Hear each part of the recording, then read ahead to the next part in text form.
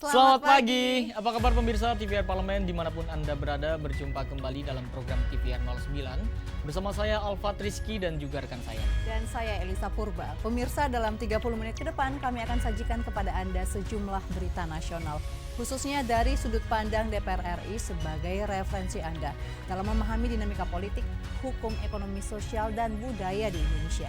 Dan pemirsa TVR Parlemen, inilah TVR 09 selengkapnya.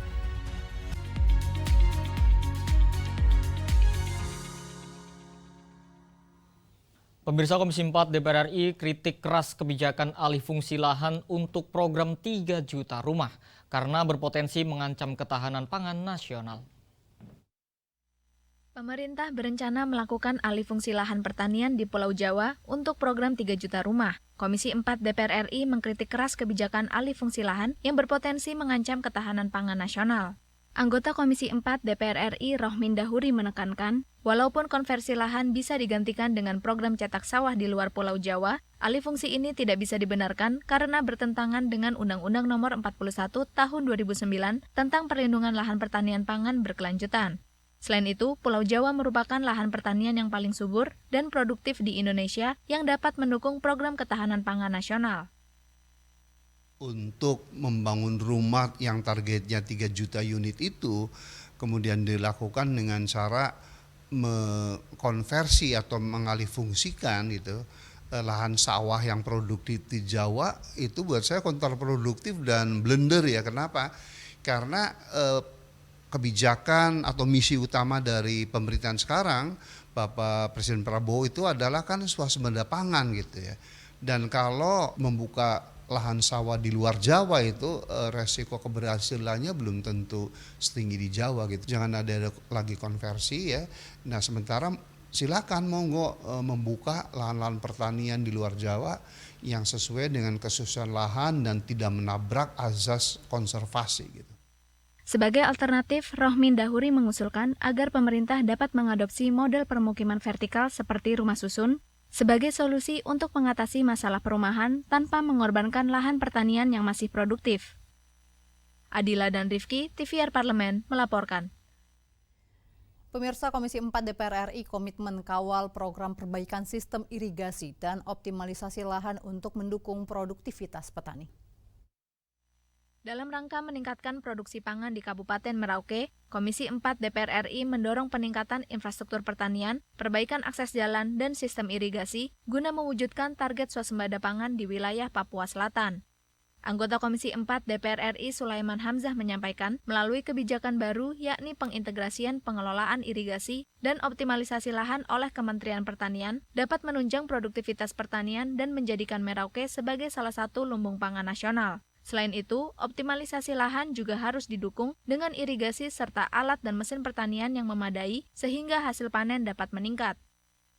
Secara teknis memang sudah menjadi kesepakatan kami yang sudah dijelaskan oleh Kementerian Pertanian khusus untuk irigasi. Memang sekarang ditempatkan satu dirjen baru untuk spesial melaksanakan perbaikan irigasi, bahkan irigasi primer pun itu akan dikerjakan langsung dari pertanian.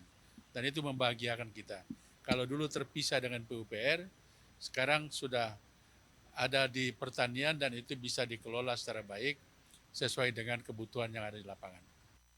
Lebih lanjut, Komisi 4 DPR RI menegaskan, pihaknya akan berkomitmen untuk mengawal program perbaikan sistem irigasi dan optimalisasi lahan untuk mendukung produktivitas petani. Sinergi antara pemerintah pusat, daerah, dan petani diharapkan mampu menghasilkan dampak positif yang berkelanjutan bagi kesejahteraan masyarakat Papua Selatan. Dari Merauke, Vincent Aldi, TVR Parlemen, melaporkan. Pemirsa, penghapusan kredit macet UMKM yang diatur dalam Peraturan Pemerintah Nomor 47 Tahun 2024 belum sepenuhnya terrealisasi. Dan kami hadirkan informasinya usai jeda, tetaplah di TVR 09.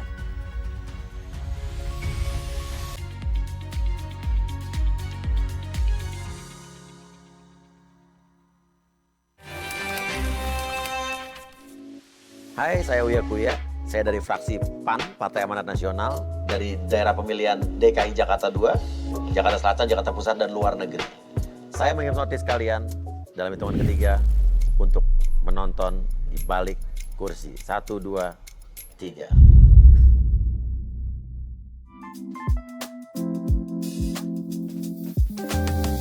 Kalau dibilang kenapa terjun ke dunia politik, apalagi artis itu ya.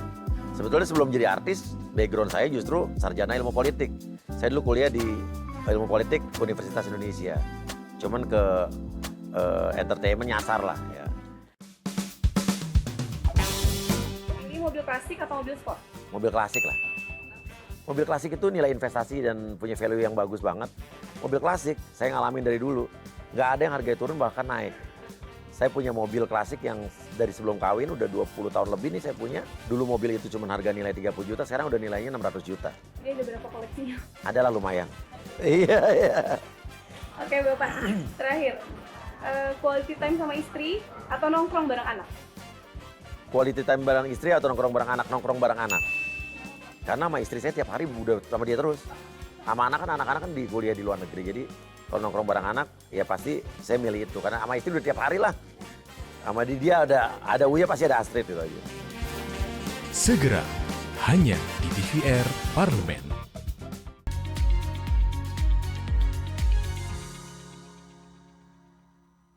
Anda kembali menyaksikan TVR 09. Pemirsa, anggota Komisi 11 DPR RI itu berharap peraturan pemerintah nomor 47 tahun 2024 membawa angin segar bagi para pelaku UMKM yang merupakan salah satu langkah strategis dalam meningkatkan ketahanan ekonomi nasional.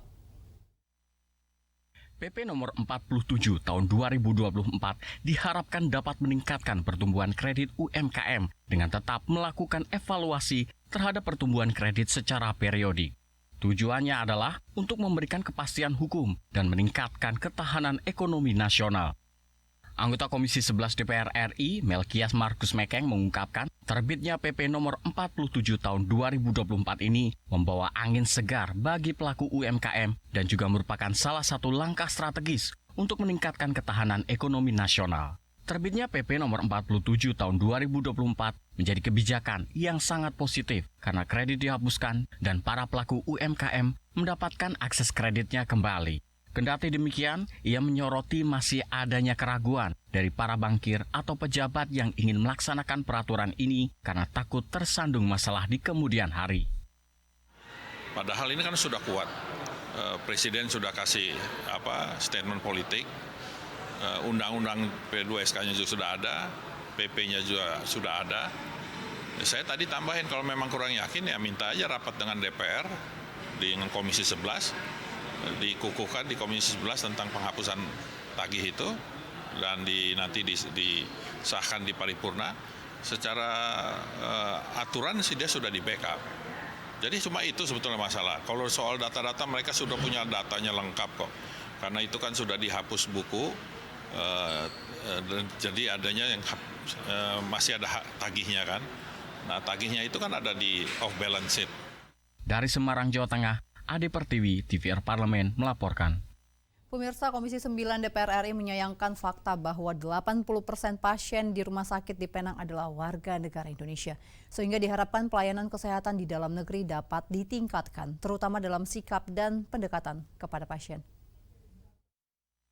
Anggota Komisi 9 DPR RI, Irma Suryani Caniago, menyampaikan keprihatinannya atas fenomena banyaknya masyarakat Indonesia yang memilih berobat ke luar negeri, khususnya Malaysia. Ia menyoroti fakta bahwa 80% pasien di rumah sakit di Penang adalah warga negara Indonesia. Menurut Irma, kualitas dokter di Indonesia sebenarnya tidak kalah saing dengan dokter luar negeri. Namun, ia menilai pelayanan kesehatan di dalam negeri masih perlu ditingkatkan, terutama dalam sikap dan pendekatan kepada pasien. Ia mengungkapkan fenomena tersebut menjadi salah satu tantangan besar untuk Rumah Sakit Kemenkes Surabaya agar masyarakat Indonesia tidak lagi berobat ke luar negeri. Rumah sakit yang megah dan bagus ini harusnya memiliki SDM yang memang juga profesional, berkualitas. Kemudian alkesnya juga harus tercukupi sesuai sebagaimana rumah sakit yang megah yang bisa membuat masyarakat Indonesia tidak lagi berobat ke luar negeri. Nah, jadi alkesnya juga perlu diperbaiki, diperbaharui, dimodernisasi. Nah, kemudian yang ketiga, biaya pemeliharaan tuh juga harus ada.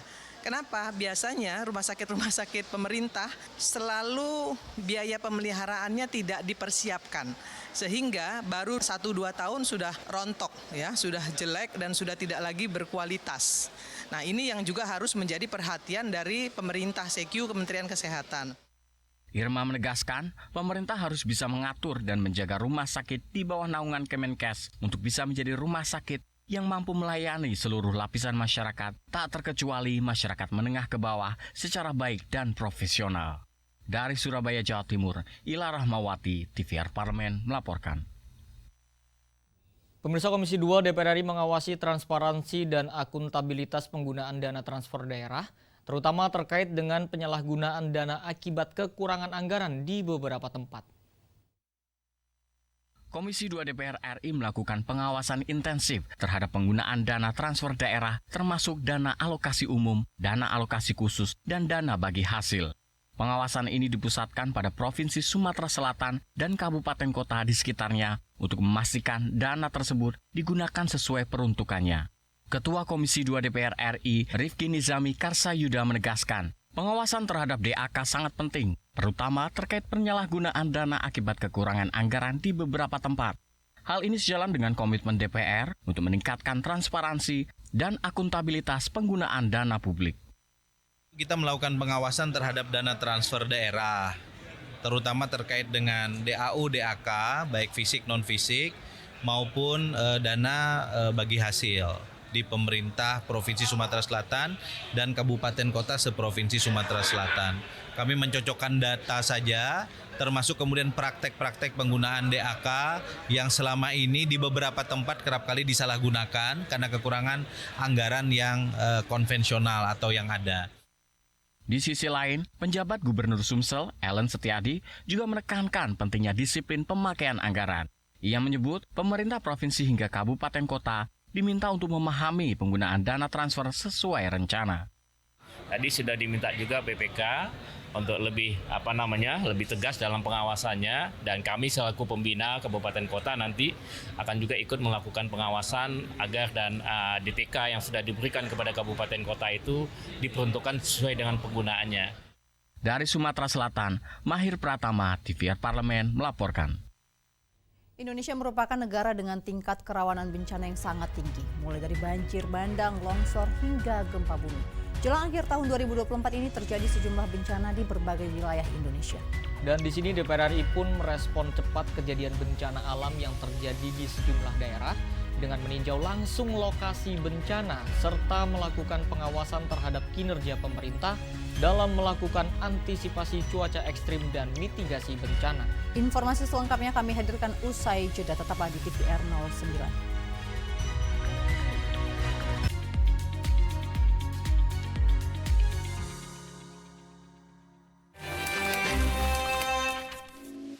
Hai, saya Uya Kuya. Saya dari fraksi PAN, Partai Amanat Nasional, dari daerah pemilihan DKI Jakarta 2, Jakarta Selatan, Jakarta Pusat, dan luar negeri. Saya mengirim notis kalian dalam hitungan ketiga untuk menonton di balik kursi. 1, 2, 3.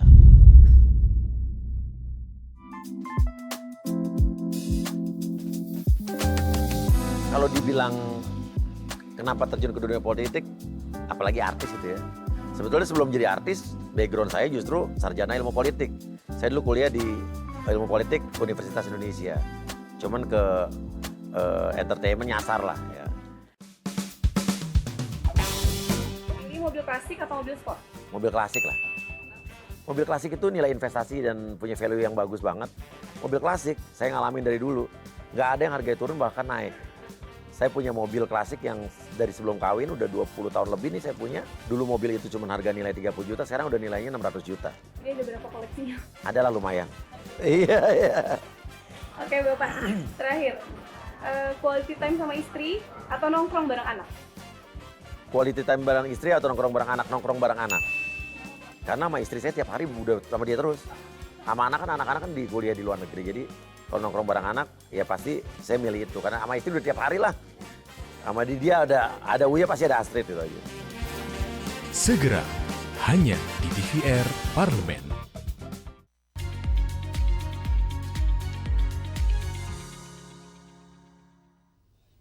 Anda kembali menyaksikan TVR 09. Pemirsa, pimpinan DPR RI meninjau langsung lokasi bencana longsor yang terjadi di 34 kecamatan di Sukabumi, Jawa Barat, guna memastikan keselamatan, kesehatan, dan juga bantuan sosial sampai kepada korban bencana. DPR RI meminta peta mitigasi bencana tiap daerah dapat segera direalisasikan oleh pemerintah.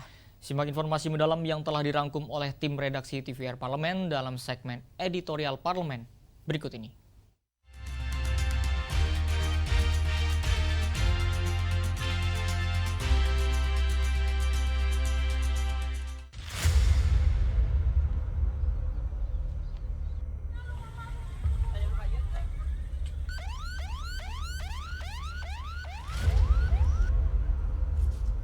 Indonesia merupakan negara dengan tingkat kerawanan bencana sangat tinggi, mulai dari banjir bandang, longsor, hingga gempa bumi. Jelang musim penghujan di akhir tahun, kerap terjadi bencana alam di berbagai daerah Indonesia. Belum lama ini, terjadi banjir bandang di Sumatera Utara dan Sukabumi, juga daerah lainnya. Banjir dan longsor yang terjadi berdampak terhadap kerusakan infrastruktur umum masyarakat, korban jiwa, bahkan trauma mendalam yang dialami anak-anak. DPR RI memberikan respon cepat terhadap penanganan bencana longsor yang terjadi di 34 kecamatan di Sukabumi, Jawa Barat. Dalam hal ini, pimpinan DPR RI meninjau langsung lokasi bencana untuk memastikan keselamatan, kesehatan, dan bantuan sosial sampai kepada korban bencana. Pimpinan semua sudah menyampaikan keprihatinan dan duka cita atas bencana banjir bandang, kemudian juga longsor yang terjadi di Sukabumi. Kemudian kita para pimpinan semua bicara harus ada segera yang menemui warga di sini dan memastikan seluruh kinerja perangkat kita, perangkat negara ini sudah berjalan. Alhamdulillah pas ke sini BNPB sudah ready melakukan tanggap darurat, Kemensos juga sudah hadir, karena Dirjen sudah di setiap titik ada, dan ya tugas kami bagaimana pengawasan ini bisa berjalan sesuai dengan tugas fungsi masing-masing, semua disupport oleh Bapak dari TNI, Polri juga sudah hadir di lokasi.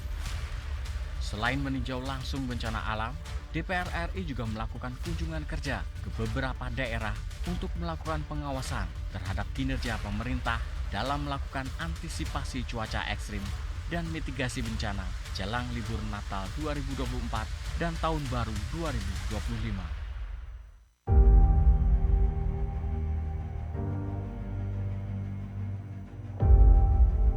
Cuaca ekstrim jelang libur Natal dan Tahun Baru, serta kerugian atas bencana yang terus berulang menjadi hal yang harus diwaspadai masyarakat Indonesia. DPR RI meminta peta mitigasi bencana tiap daerah dapat segera direalisasikan. Peta kebencanaan di tiap daerah perlu direalisasikan. Hal ini mengingat bencana hidrometeorologi yang berulang juga terus menimbulkan kerugian moral maupun material. Pemerintah daerah harus melibatkan seluruh perangkat desa dan kelurahan untuk siaga bencana. Ini harus melibatkan aspek bukan hanya cukup dengan satu kementerian koordinator, tetapi lebih dari 2 kementerian koordinator.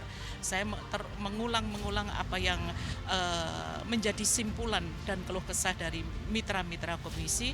Kalau itu tidak ditangani seperti ini, maka yang terjadi adalah aspek penanganan secara sporadik, pencegahan kita tidak punya. Kemudian terkait dengan hal-hal yang spesifik untuk antisipasi Natal dan Tahun Baru, tentunya ini setiap daerah juga sudah mempunyai kebijakan, mulai dengan penegak hukum, dalam hal ini kepolisian, kemudian BPBD, kemudian Dinas Kesehatan, di masing-masing daerah minimal seperti itu, kemudian juga Dinas Kesehatan dan rumah sakit umum daerah masing-masing sudah mempersiapkan hal ini. Masuk musim cuaca yang ekstrim, seluruh jajaran BNPB di pusat dan daerah, terutama di Sumatera Selatan ini harus bersiap siaga untuk tanggap darurat kemungkinan cuaca yang tidak bersahabat, karena implikasinya sangat tidak menguntungkan bagi kita semua, bisa menjadi korban harta benda dan jiwa. Oleh karena itu harus siap siaga 24 jam untuk mengamati keadaan kondisi cuaca. DPR RI telah menyetujui tambahan anggaran kepada BNPB untuk optimalisasi penanggulangan bencana sebesar 1,43 triliun rupiah pada tahun 2025. Angka ini 500 miliar lebih tinggi dari pagu tahun 2024. Selain itu, DPR RI akan mengupayakan percepatan pembahasan revisi Undang-Undang Penanggulangan Bencana yang sudah masuk dalam prolegnas prioritas. Hal ini merupakan wujud komitmen DPR RI untuk memberikan solusi konkret dalam menangani persoalan bencana alam di Indonesia. Tim Liputan TVR Parlemen melaporkan.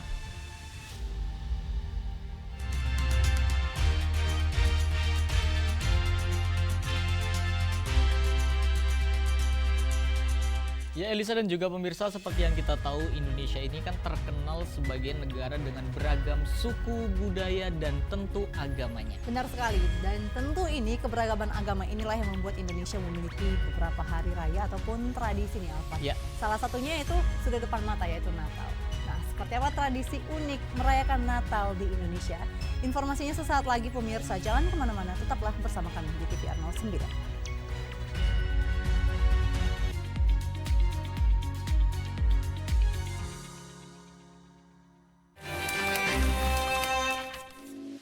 Hai, saya Uya Kuya. Saya dari fraksi PAN, Partai Amanat Nasional, dari daerah pemilihan DKI Jakarta 2, Jakarta Selatan, Jakarta Pusat, dan luar negeri. Saya menghipnotis kalian dalam hitungan ketiga untuk menonton di balik kursi. 1, 2, 3.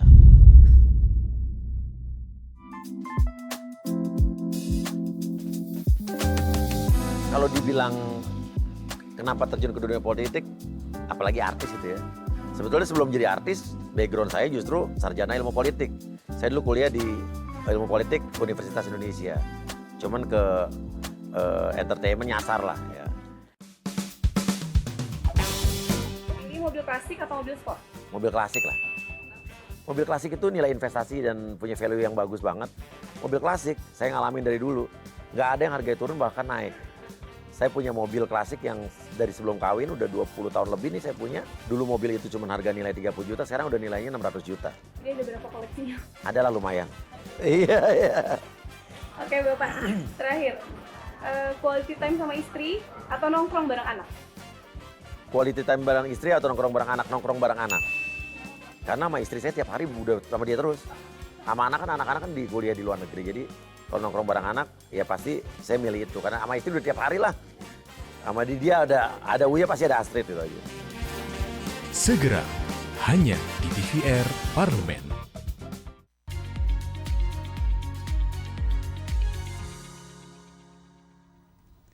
Anda kembali menyaksikan TVR 09. Ya Elisa biasanya kalau misalkan sedang merayakan Natal itu di rumah ada apa aja nih?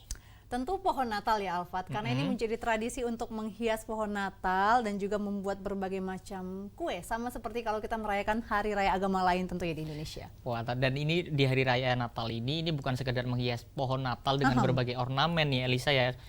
Natal menjadi simbol kebersamaan yang telah dilakukan secara turun-menurun seperti yang tadi Elisa sampaikan nih. Benar, sudah menjadi tradisi. Tapi memang Alfat, di Indonesia juga ini kan terkenal dengan beragam suku dan juga budaya. Ya. Tentu memiliki banyak sekali tradisi Natal yang unik di setiap daerahnya. Ini kental dengan budaya asli sekaligus menyimpan makna mendalam tentunya. Dan langsung saja nih tanpa berlama-lama mari kita saksikan tayangan tradisi unik rayakan Natal di Indonesia pada segmen Intips, informasi dan tips untuk Anda.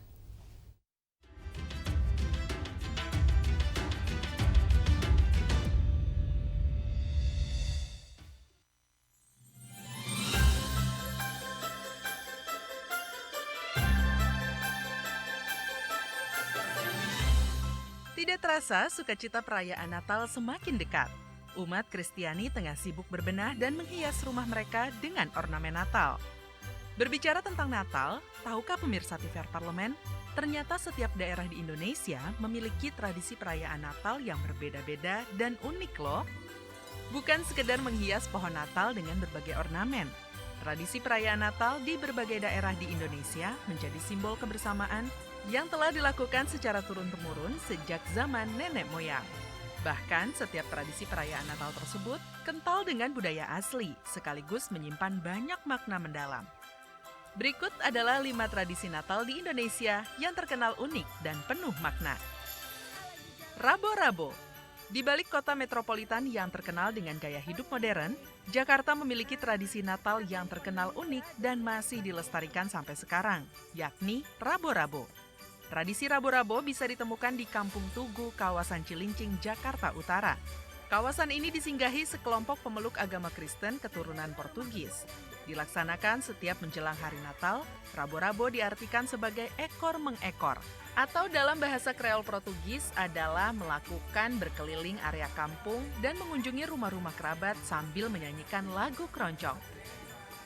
Wayang Wahyu. Daerah Istimewa Yogyakarta juga memiliki tradisi Natal yang tidak kalah unik dan menarik untuk diikuti.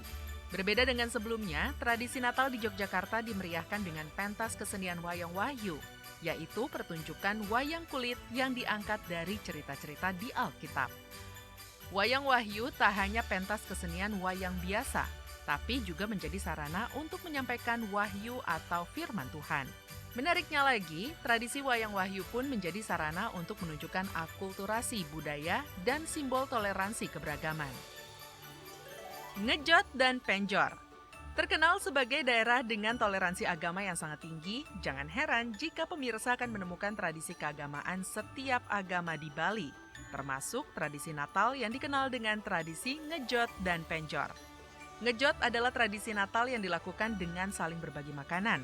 Uniknya, makanan yang disajikan disesuaikan dengan agama masing-masing setiap orang. Sementara itu, penjor adalah tradisi memasang bambu-bambu tinggi melengkung yang merupakan bentuk syukur terhadap anugerah Tuhan. Meriam bambu. Selanjutnya adalah tradisi Natal yang dilakukan di Flores, Nusa Tenggara Timur atau NTT, yaitu meriam bambu. Tradisi meriam bambu merupakan salah satu tradisi Natal di Indonesia yang sangat meriah dan sudah dilakukan sejak 1980-an. Dulunya, suara menggelegar dari meriam bambu dilakukan untuk memberikan kabar duka. Namun, seiring berjalannya waktu, tradisi Natal satu ini digunakan untuk mengekspresikan kegembiraan atas kelahiran Yesus Kristus. Kunci tahun. Satu lagi tradisi Natal di Indonesia yang tidak kalah unik adalah kunci tahun. Tradisi Natal yang banyak dijumpai di kota Manado, Sulawesi Utara ini secara harfiah diartikan dengan mengunci tahun. Tradisi Natal di Manado ini resmi dimulai sejak memasuki bulan Desember. Kunci tahun dimulai dengan serangkaian ibadah di gereja dan dilanjutkan dengan kegiatan ziarah ke makam kerabat. Uniknya, kebanyakan masyarakat Manado akan meletakkan lampu hias di atas makam saat berziarah. Namun, puncak perayaan Natal baru akan berlangsung pada minggu pertama di bulan Januari. Tradisi kunci tahun ditutup dengan pawai keliling menggunakan kostum-kostum yang unik. Itulah tadi 5 tradisi unik yang semarakan Natal di Indonesia. Tak hanya sekedar perayaan, Natal memiliki makna mendalam tentang kedamaian dan sukacita bagi umat Kristiani. Selamat menyambut Natal!